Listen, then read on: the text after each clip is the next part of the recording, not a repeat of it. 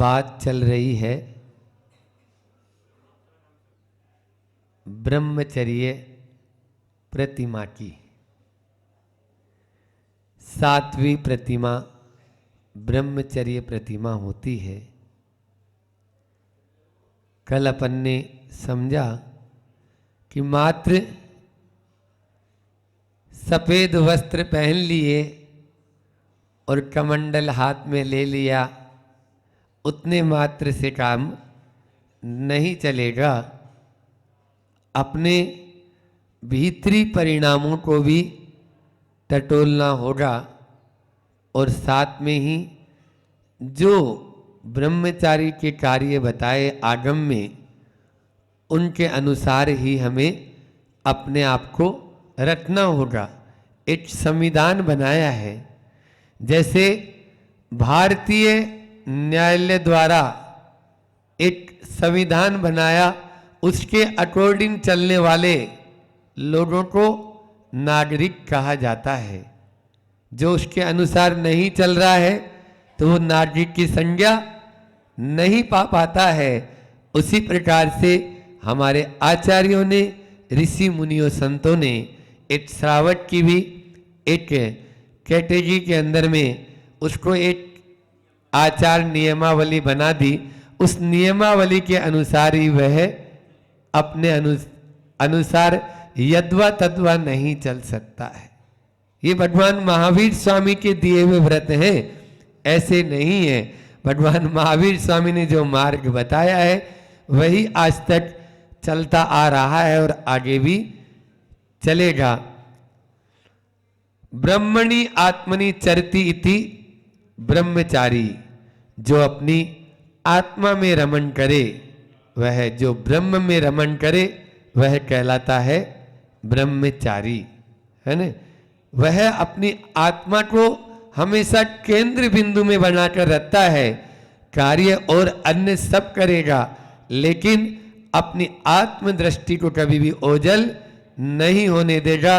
कल आचार्य समंतभद्र स्वामी ने एक कारिका के माध्यम से हमें 5 बातें बताई कि इस शरीर से हमें स्नेह न हो, इस शरीर के प्रति हम कैसी दृष्टि रखें जिससे कि हम अपने व्रतों को दृढ़ता से पालन कर सकें। केवल मात्र स्पर्शन इंद्रिय का त्याग कर देना मात्र ब्रह्मचारी नहीं है। उन्होंने बताया कि यह शरीर मल बीजम मल योनि गलन मलम, मतलब मल का बीज है, मल योनि स्थान है, मल ही झरता रहता है, दुर्गंध युक्त है। और 5वां बताया था यह ग्लानि कारक है, ग्लानि कारक है, हमेशा इससे इसी का स्राव होता रहता है। ऐसा जब मानेंगे किए हुए दोषों को याद करने से नींद भट जाती है। जो अपन दोष किए ना, उन दोषों को जब याद करते हैं तो नींद भट जाती है। इस शरीर से जब हम प्रीति छोड़ देते हैं तब हमारे व्रतों का दृढ़ता से पालन होता है, तब हमारे व्रतों का दृढ़ता से पालन होता है।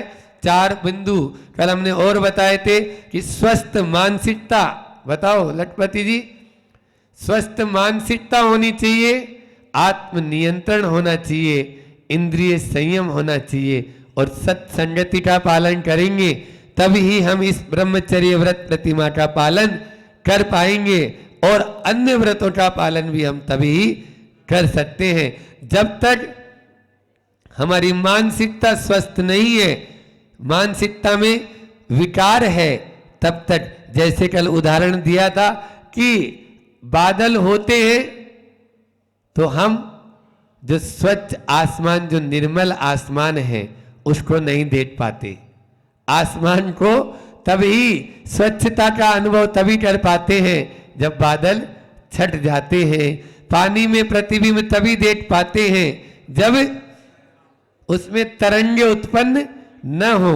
इसी प्रकार से हम भी आत्मा का दर्शन तभी कर पाते हैं जब उसमें निर्विकारता हो, उसमें निर्मलता हो, निर्विकारता हो, बालकवत हमारा मन हो, तभी हम आगे बढ़ पाते हैं। होता क्या है कि हम पांचों इंद्रियों को वश में करने के लिए तो रहते हैं, लेकिन जो उनके पिताजी है ना, उनको वश में नहीं कर पाते हैं। और वो कौन है? उनके पिताजी कौन है? मन है।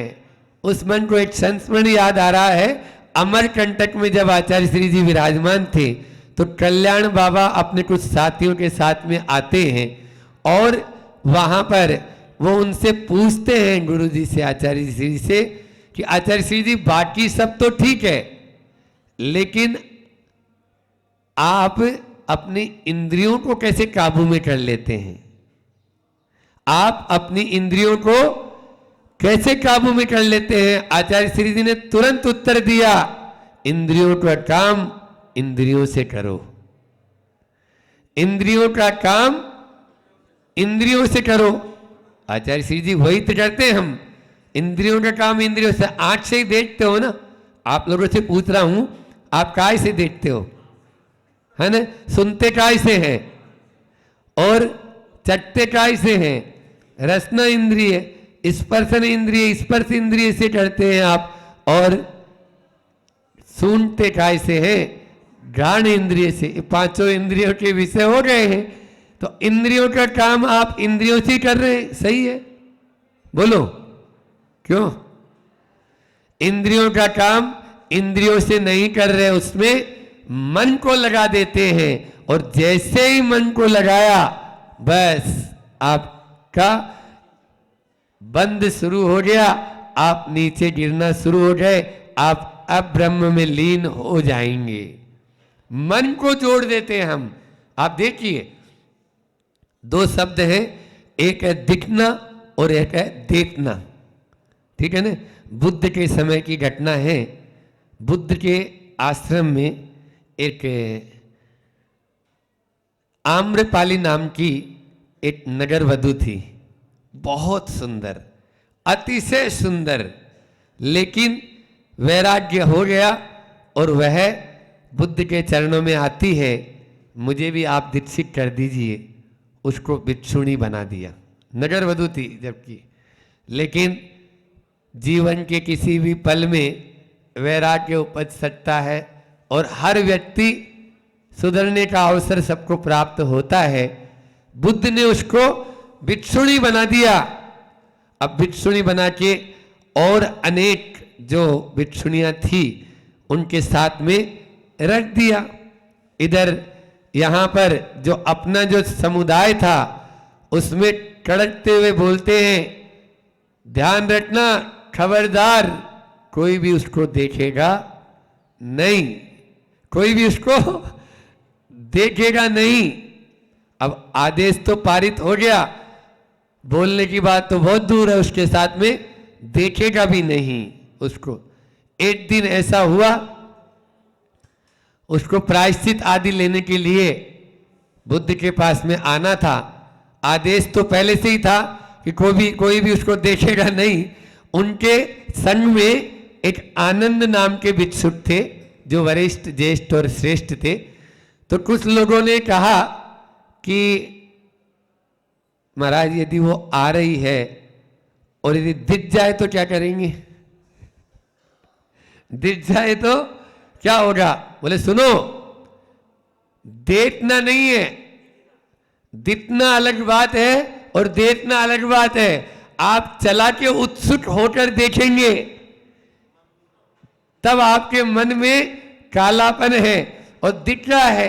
रोड पे चलते हैं, गाड़ी ड्राइव करते हुए हजारों लोग आते जाते मिलते हैं, कोई से मतलब रहता है क्या? बोलो, कौन सी दुकान गई, कौन गया, क्या गया, कुछ भी मतलब नहीं रहता है। हमें अपने लक्ष्य की ओर ध्यान रहता है कि हमें वहां पर पहुंचना है।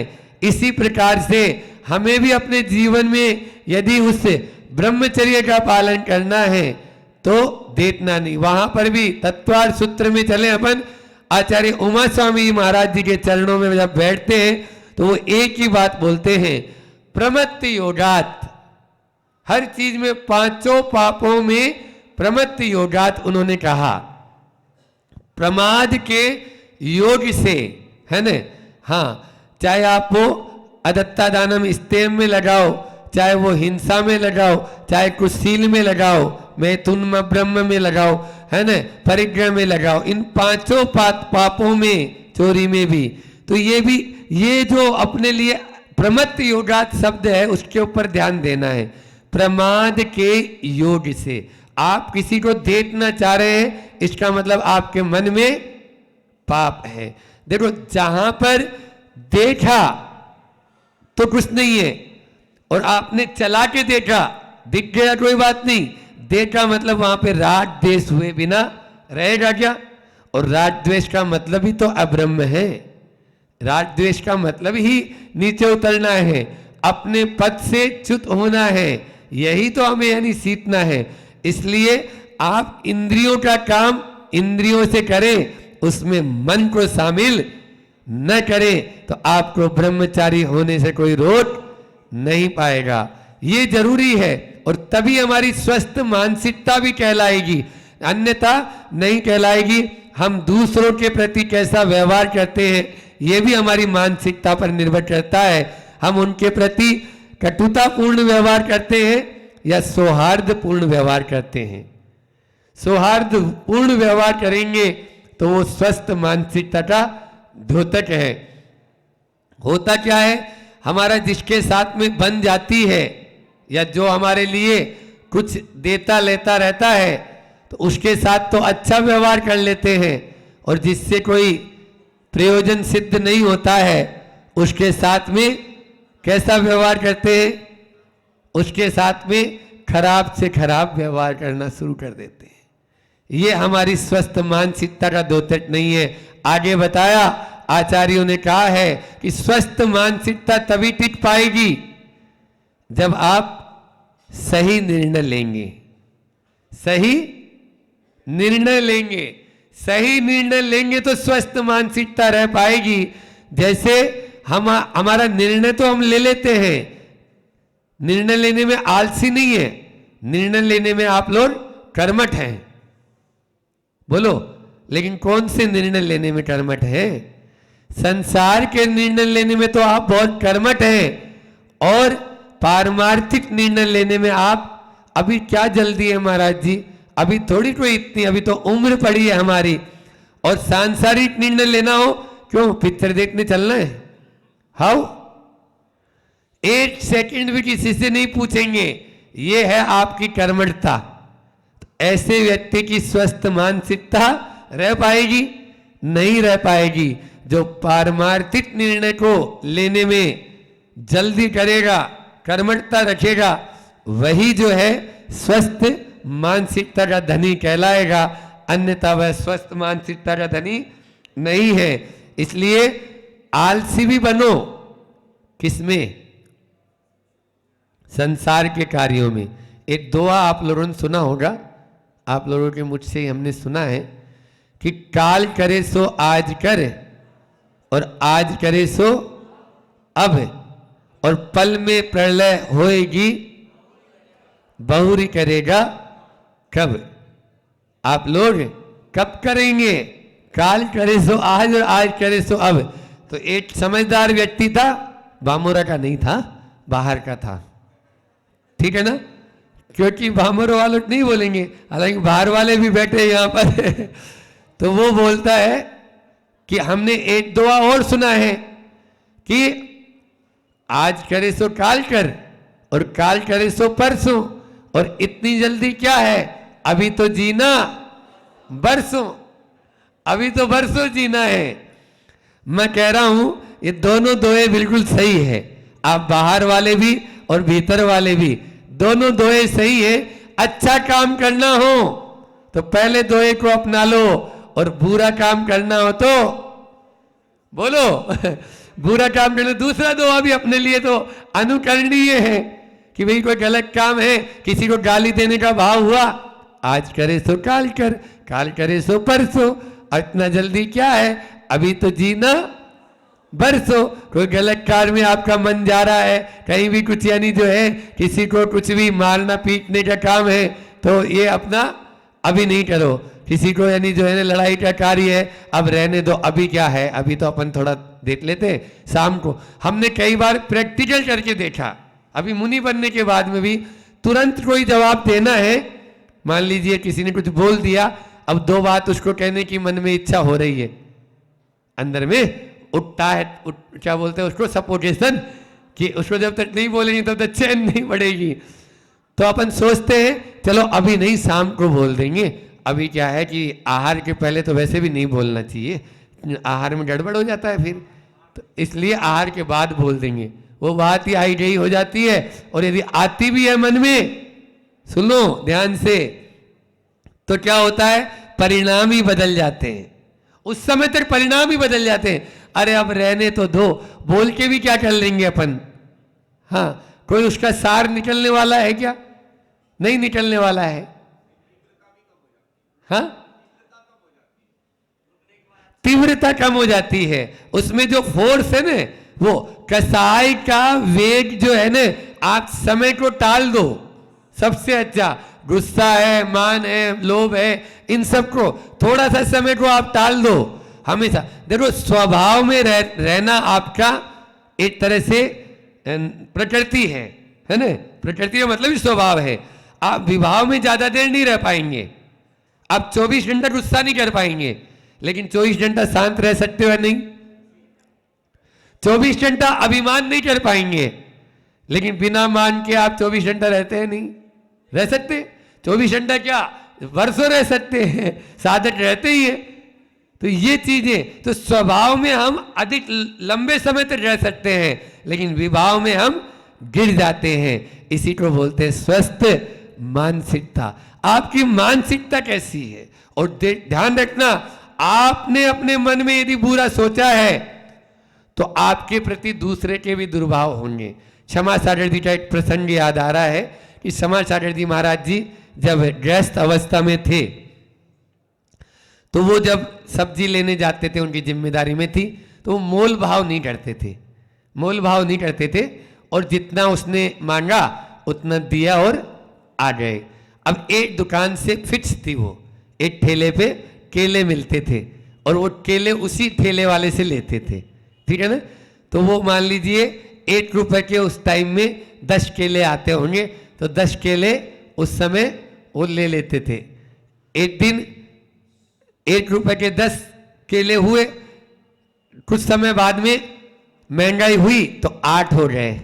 8 हो गए तो उनको 8 दिए, तो उन्होंने 8 लिए और रख लिए और चल दिए, ठीक है। अब बात आई गई हो गई, वो रोज जाते, केले अपने 8 दिए तो 8 ले लिए। एक दिन उस के ठेले वाले को लगा ये बच्चा रोज आता है ये व्यक्ति, और भाव नहीं पूछता कभी भी, खाली 1 रुपया देता है, अपन उसको जितने देते हैं 8 दिए तो 8 रख लेता है, 10 दिए तो 10 रख लेता है। कभी आज तक इसने नहीं पूछा कि भैया कितना दे रहे हो, और बाकी लोग आते हैं वो मोल भाव करते हैं। तो इसने क्या कर दिया, एक दिन उसको उनको 10 केले देने लगे। अब वो जैसे हाथ में लिए तो पता तो लग ही जाता है, तो अभी बोले अभी तुरंत 1.25 रुपये मांगेंगे ये, तो बोले नहीं हमें 1 रुपये की चाहिए। बोले हाँ, आपको 1 रुपये में ही हम इतने केले दे रहे हैं। क्या अर्थ हुआ बोलो? कि ये अर्थ हुआ कि जो मोल भाव करता है वो ठगा जाता है, और जो मोल भाव नहीं करता वो कभी भी ठगाएगा नहीं। ये निश्चित रूप से ये है स्वस्थ मानसिकता का द्योतक। हम अपनी मानसिकता कैसी रखते हैं, दूसरे के प्रति अच्छी मानसिकता रखेंगे तो सामने वाला भी हमारे प्रति अच्छी मानसिकता रखेगा। यही तो ब्रह्मचर्य व्रत में हमें सीखना है। ब्रह्मचर्य का मतलब है कि हमें केवल मात्र एक इंद्रिय से, मतलब अभी मैं बार बार बोल रहा हूं कि केवल स्पर्शन इंद्रिय मात्र से यानी त्याग कर दिया, या हमने ब्याह शादी नहीं की, तो यही केवल ब्रह्मचर्य नहीं है। अन्य भी क्या देखना है आपको, क्या सुनना है, ये बहुत जरूरी है आज वर्तमान परिप्रेक्ष्य में कि आपको क्या देखना है और क्या सुनना है। 24 घंटे आप मोबाइल के माध्यम से या टेलीविजन के माध्यम से यदि गलत चीज देखेंगे तो कभी आपका ब्रह्मचर्य सुरक्षित रहेगा? नहीं रहेगा। और उसमें क्या आ रहा है, वही आ रहा है। हाँ, अपने यहां तो आगम में आया कि खान पान की और वेशभूषा का भी ब्रह्मचर्य पर बहुत बड़ा प्रभाव पड़ता है। इसके अतिचारों में आता है। आप ज्यादा सस्ते संवरते हैं, बार बार दर्पण देखने की इच्छा होती है, बाल बनाते हैं, तेल उपटम लगा रहे हैं, ये सब अतिचार हैं, ब्रह्मचर्य के दोष हैं, ये अतिचार हैं। इसलिए ज्यादा सजना संवरना नहीं है। ये जो प्रतिमाधारी हो गया वो तो बिल्कुल ही नहीं है।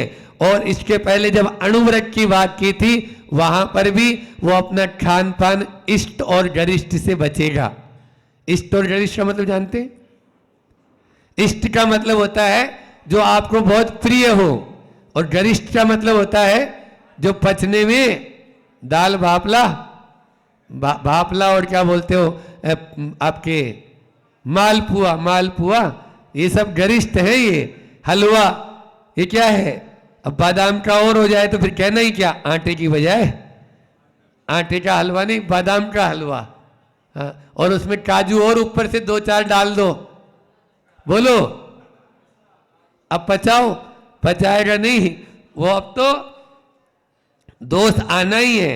ये सब हमारे ब्रह्मचर्य व्रत में दोष लाने वाले हैं, इसलिए इनसे अपन को बचना है निश्चित रूप से। फिर अगला हमने बताया था, अंतिम कौन सा बताया था?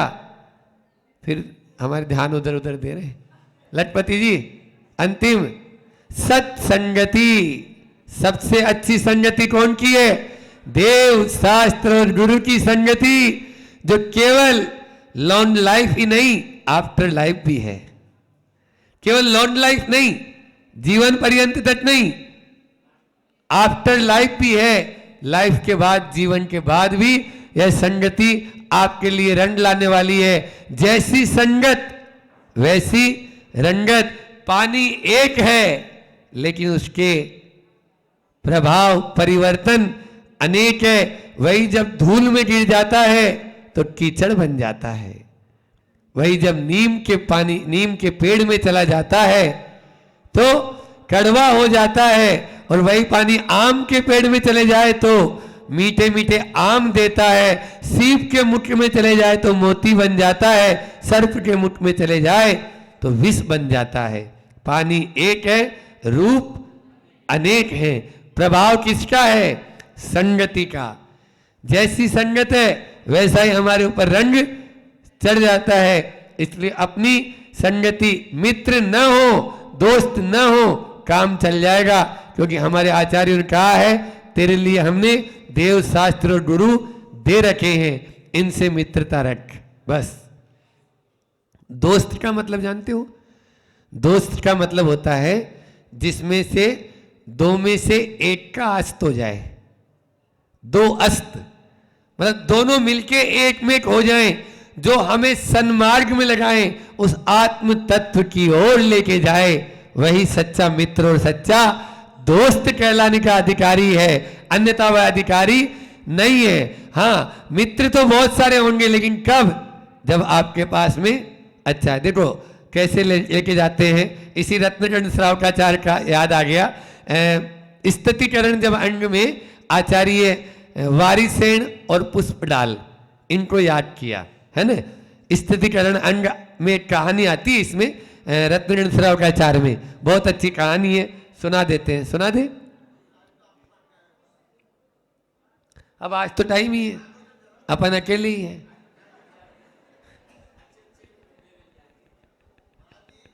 तो रत्नगण श्रावकाचार्य की यह पुष्पडाल और वारिसेन की कथा आप लोगों ने पहले सुनी होगी, सुनी है? हाँ, किस तरह से देखो हम शॉर्ट में सुना देते हैं कि वारिसेन जो थे वो भी मुनि महाराज बन गए, और पुष्पडाल ने भी दीक्षा ले ली अपने घर का त्याग कर कर। दोनों 12 साल हो गए, दोनों तपस्या कर रहे हैं। एक बार 12 साल के भीतर भीतर ऐसा लगा वारिसेन को कि पुष्पडाल का मन जो है ना उस साधना में कम लगता है। कोई न कोई दाल में काला है, कोई न कोई दाल में काला है। अरे दाल काला, दाल में काला नहीं, दाल ही काली है। अभी वर्तमान में तो पूरी दाल ही काली नजर आ रही है, लेकिन वहां पर दाल में काला था। उसने कहा ऐसा करते हैं, अपन लोग अपने गृह नगर में चलते हैं, उधर चर्या का पालन भी हो जाएगा बस वो तो चाह ही रहा था, क्योंकि बार बार उसके मन में यही आता था कि मेरी पत्नी कैसी होगी, वो अकेली रहती है, कैसे अपना गुजारा कर रही होगी, कैसे वो यानी जो है ना अपना जीवन यापन कर रही होगी, ये उसके मन में खटक रहा था। और जब वारिसेन ने कह दिया अपन अपने गैर नगर चलते, अब क्या है, एक बार देख भी लूंगा उसको कैसी है वो, है ना। मेरे छोड़ने आज 12 साल हो गए, उसको नहीं देख पाए, अब आ गए दोनों। उसके घर तो बाद में जाना था, पहले अपने घर पहुंच गए वारिसेन, और दरवाजे के ऊपर ही बोला कि दरवाजा खोलो। मां ने बेटे की आवाज सुनी, मेरा बेटा यहां कैसे? लेकिन मां को पूरा विश्वास था, दूध उसी ने पिलाया था, दूध उसी मां ने पिलाया था, मेरे बेटे में कोई खोट नहीं हो सकता। वो मुनि महाराज बना है, निश्चित रूप से कोई न कोई बात होगी। तुरंत समझ गई, भाग गई, 2 आसन लगाए, एक सोने का और एक लकड़ी का। सोने का आसन, उस जमाने में खूब गमी तो थी नहीं, तो सोने का आसन था। सोने का मतलब सोने वाला नहीं, हाँ सोने का मतलब गोल्डन, तो गोल्डन। अब वारिसेन जाके, बड़े तो थे ही, तुरंत अपने लकड़ी के फलक पर बैठ गए। इधर दूसरा आसन जो था उस पे जाके बैठ गए, कौन? पुष्प डाल। समझ में आ गया मां को भी, मेरे बेटे में कोई खोट नहीं है। कोई बात नहीं, अभी तो इतना ही नहीं हुआ। मां से बोलता है, मां मेरी जो 32 रानियां हैं उनको अच्छे से अच्छे सजा के संवार के मेरे सामने लेके आओ। महाराज जी है, लेके आओ। अब मां गई अंदर रनवास में, और वहां पे रनवास में सब रानियों को तुरंत कहा जल्दी तैयार हो, दर्शन करने चलना है। और सब रानियां एक के बाद एक, एक के बाद एक निकलती जा रही है, सच संवर के, एक से एक सुंदर है। जब सब चली गई दर्शन करके, तब पुष्प डाल को बोलते हैं वारिसेन धीरे से, इनमें जो भी पसंद हो ले लो, इनमें से जो भी पसंद हो, मेरा आदेश सब पालन करेगी, और 32 की 32 चाहते हो तो पूरी ले लो। वारिसेन अंदर ही अंदर में हिल गया, मेरे पास एक, वो भी इतनी सुंदर नहीं है जितनी सुंदर ये है। कहां पर मैं उसके पीछे लगा था, कहां मुझे रहना चाहिए था, आज समझ में उसको आ गया। इन्होंने आज तक कभी इनकी ओर ध्यान नहीं दिया। बस कुछ नहीं भगवान, हम दोनों वापस जंगल में चलते हैं, वहीं अपन साधना करेंगे। उसी पांव से तुरंत दोनों के दोनों लौट गए।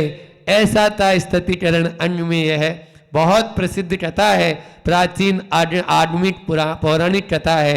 इस कथा को हमें अपने जीवन में याद रखना चाहिए कि हम किस ओर अपना ध्यान लेके जा रहे हैं। एक अच्छा मित्र था तो वो बच गए। यदि वो मित्र भी मान लीजिए कोई दूसरा ऐसा ही होता, या बीच मझधार में छोड़ देता उनको, तो उस साधु भी भटक सकता था। आज यही हो रहा है, आज यही हो रहा है। इसलिए अपने आप को सत्संगति में हमेशा लगाए रखो। दूसरा है सत साहित्य, ये भी आपकी सबसे अच्छे मित्र हैं और सबसे अच्छी जिनवाणी। इससे अच्छा सत साहित्य क्या होगा। इसलिए जिनवाणी को हमेशा अपना मित्र बनाकर रखो, यही हमें ले जाएंगे। तो निर्विकार होने के लिए, निर्मलता लाने के लिए हमने बहुत सारी बातें आपको बता दी। ब्रह्मचर्य व्रत के साथ साथ में जब तक हमारे भीतर में निर्विकारता नहीं आएगी, निर्मलता नहीं आएगी, तब तक हम इस प्रतिमा का पालन करना तो दूर, व्रत का भी पालन नहीं कर सकेंगे। और व्रत का पालन भी दूर, अभी तो हम कह रहे हैं, है ना, आप लोग एक अच्छे इंसान भी नहीं बन पाएंगे। अभी जो वर्तमान में जो पशुता हावी हो गई है, उस पशुता से हमें पहले मानवता की ओर आना जरूरी है। पशु पक्षी फिर भी अपने समय का ध्यान रखते हैं, किस समय उनको किस व्रत का कैसे पालन करना है, वो फिर भी प्रकृति के साथ चलते हैं। लेकिन आज का इंसान प्रकृति के बिल्कुल विरुद्ध हो चुका है। इसलिए प्रकृति के साथ चलेंगे तभी ही हम हिंसा से, झूठ से, चोरी से, कुशील से और परिग्रह पाप से बच पाएंगे, अन्यथा बचना संभव नहीं है। इच्छाओं पर नियंत्रण करने की कोशिश करें। वो आपने वो कहानी पढ़ी होगी, मिथास राजा था कि वो उसने इच्छा की मैं जिसको छूं सोना हो जाए, और उसको वो वरदान भी मिल गया, जिसको छुएंगे वो सोना हो जाएगा। वो भोजन को छुआ, सोना हो गया। वो पानी को छुआ, सोना हो गया। वो अपनी बेटी को छुआ, तब उसके दिमाग ठनक गया, खा लो सोना, सोने वालों बोलो, सोने चांदी वालों सुन लो, बात कहूं मैं खरी खरी, हाँ जैन धर्म के हीरे मोती। यही है ना, भजन में तो यही गाते हो। तो सुनो अब सोने वालों, हर चीज सोने सोने सोने, तो खा लो ना, अब रोटी भी तो सोने की है। नहीं खा सकता।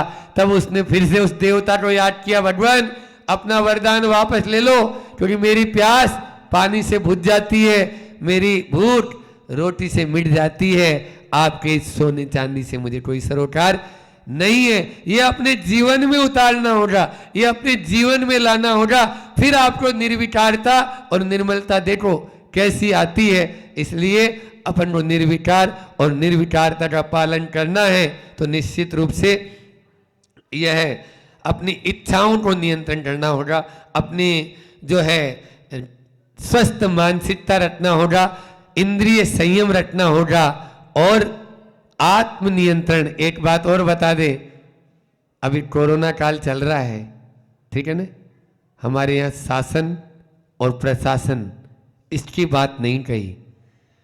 जैन धर्म में शासन और प्रशासन की बात नहीं कही, अनुशासन की बात कही, अनुशासन की बात कही, और एक कदम आगे बढ़कर आत्मानुशासन की बात कही। यहां पर किसी डंडे के जोर से किसी को मास्क पहनाना या 2 गज दूरी की रखने की जरूरत नहीं है, डंडे की चोट पर नहीं। यहां पे तो वो स्वयं बोलते हैं एक दूसरे से दूरी बना के बैठना चाहिए, एक दूसरे से दूरी बनाकर बात करना चाहिए, क्योंकि हमारे द्वारा किसी दूसरे जीव का घात ना हो, हमारे द्वारा किसी दूसरे जीव को बाधा प्राप्त ना हो। ये हमारे धर्म में पहले से ही लिखा हुआ है। इसलिए आत्मानुसार आत्मनियंत्रण की बात करने के पहले आप आत्मानुशासन की बात करें, और आत्मानुशासन बात करने के पहले अनुशासन की बात करें। अनुशासन आ जाएगा तो किसी भी राष्ट्र में, भारत में ही नहीं, शासन और प्रशासन की जरूरत नहीं पड़ेगी। अन्यथा शासन और प्रशासन कितना ही जोड़ लगा लो, कितना ही जोड़ लगा लो। अब देख लो, वो खुद बोल रहे हैं कि नहीं भैया तुम तो दुकान भी खोलो, सब करो, अब हम क्या कर लें, हम कुछ नहीं कर सकते। आप जितना जितना अपना स्वयं का बचाव करेंगे उतने उतने ही आप स्वस्थ और अच्छे रह पाएंगे। आचार्य श्री जी ने पद्यानुवाद इन पंक्तियों के माध्यम से किया है। मल का कारण बीज रहा है, मल का मल झरवाता है, असुचि धाम दुर्गंध रहा है, तथा घृणा करवाता है। डॉक्टर लोग भी बैठे हैं यहाँ पर, तो इस शरीर की क्या परिणति होती है वो देख ले, है न। स्वस्थता तो हम करें, लेकिन स्वस्थता के साथ में उस व्यक्ति को ये पाठ भी पढ़ा दें कि ये शरीर तुम कितनी दवाई खा ले और तुम कितना ही इसको उपटन लगा ले, तेल क्रीम पाउडर लगा ले, लेकिन इसको जब जाना होगा तो मणि मंत्र तंत्र बहु होई, मरते बचाने मरते न बचावे को भी। तो ऐसा ही है कि अशुचि धाम दुर्गंध रहा है तथा घृणा करवाता है।